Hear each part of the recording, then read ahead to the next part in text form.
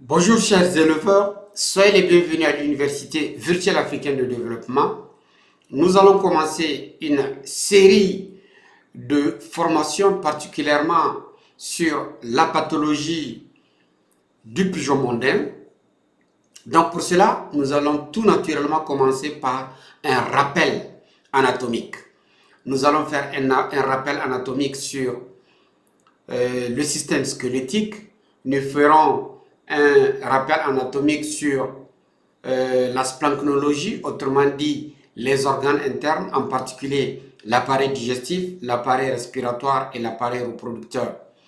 Nous allons beaucoup insister sur les organes sexuels mâles chez la femelle et les organes sexuels chez le mâle. Ce d'autant plus que nous sommes en production animale, donc c'est surtout ces deux organes qui sont beaucoup sollicités. Après cela, nous ferons un certain nombre de modules qui sont relatifs aux maladies virales. Ensuite, les maladies bactériennes, puis les maladies parasitaires. Eh bien, vous n'avez plus qu'à vous câbler pour commencer ce module qui sera très important pour les éleveurs. L'objectif de cette formation n'est pas de faire un cours assez détaillé et un cours magistral, non. Son objectif, c'est de donner des informations qui sont indicatives, particulièrement pour les éleveurs, afin de les orienter quand ils observent certains signes et de prendre contact directement avec les vétérinaires qui prendront en charge les maladies. Par contre, ce rappel peut être utile pour les étudiants des écoles vétérinaires, mais aussi pour les professionnels. Donc, il faut dire que cette présentation est utile particulièrement pour les étudiants des écoles vétérinaires, mais aussi pour les docteurs vétérinaires déjà sur le terrain, autrement dit les professionnels, les cliniciens.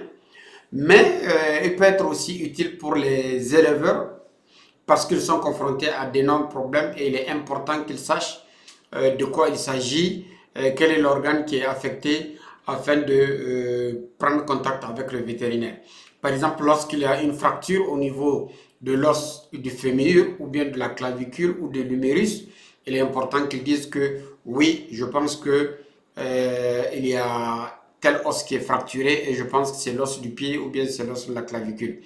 Lorsqu'il y a des problèmes digestifs comme une indigestion ingluviale, autrement dit lorsque les aliments s'accumulent dans le jabot, il serait important qu'il distingue que c'est le jabot qui est rempli. Lorsqu'il y a une surcharge graisseuse que les éleveurs appellent la boule, il serait important qu'ils se disent que c'est une boule. Ou bien lorsqu'il y a un œuf qui est coincé, il faut qu'il sache que l'œuf est censé se retrouver au niveau du cloaque et non au niveau du jabot par exemple.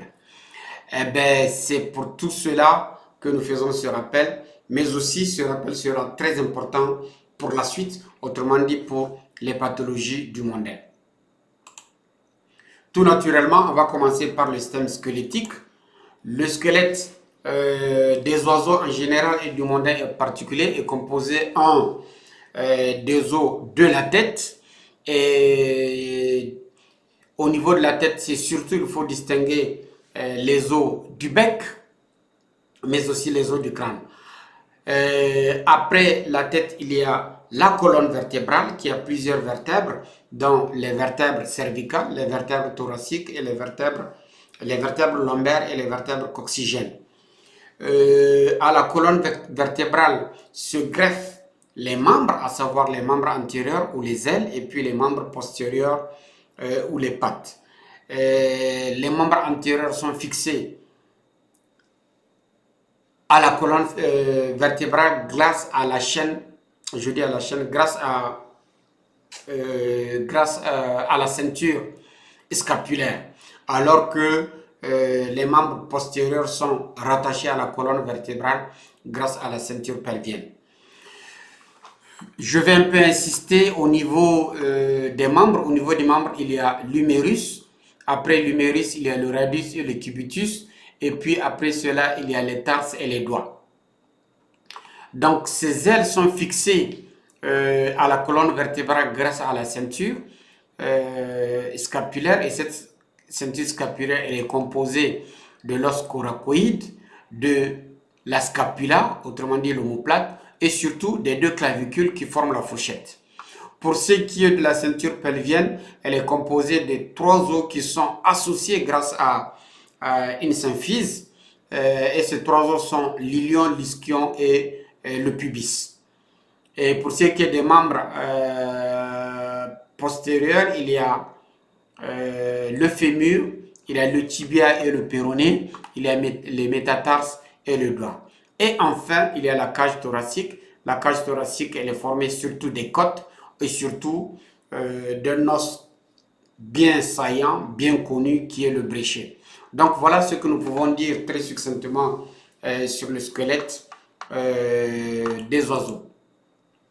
En ce qui concerne les organes internes, ici nous avons une coupe et au niveau des organes internes, on va parler surtout de l'appareil digestif, de l'appareil respiratoire, de l'appareil sécrétoire et peut-être un peu plus tard de l'appareil reproducteur. Et nous voyons que l'appareil digestif, il est composé tout naturellement par le bec qui se poursuit par l'œsophage, puis il aboutit dans le jabot. Le jabot se prolonge par le proventricule. Après le proventricule, il y a le gésier. Et après le gésier, il y a les intestins. Et les intestins s'ouvrent au niveau du cloaque. Pour ce qui est de l'appareil respiratoire, il commence par les narines qui constituent les voies respiratoires aériennes, puis la trachée qui se subdivise en 2 branches pour venir s'installer au niveau des poumons. Pour ce qui est de l'appareil excrétoire, il est composé essentiellement des reins qui sont collés sur la face dorsale, puis se prolongent par les urétères qui vont s'ouvrir aussi au niveau du cloaque. Parlons à présent de l'appareil digestif dans une présentation qui est un peu plus visible. Ici, en plus de la description qui a été faite, il faut surtout rajouter la présence de 2 glandes annexes, à savoir le foie qui produit la bile et le pancréas avec les cellules des îlots de l'ingérence qui interviennent dans le métabolisme glucidique. Il faudrait aussi montrer bien la position des reins qui vont s'ouvrir au niveau du cloaque. Parlons à présent de l'appareil digestif. Nous allons beaucoup insister sur l'appareil digestif car la plupart des pathologies que nous allons rencontrer chez les oiseaux sont des pathologies du tube digestif. Il faut rappeler aussi que les oiseaux sont des granivores et que les aliments sont d'abord stockés au niveau du jabot une fois qu'ils sont ingérés. À ce niveau, ils vont être mélangés avec de l'eau, ce qui va leur permettre d'être ramollis avant de continuer leur trajet.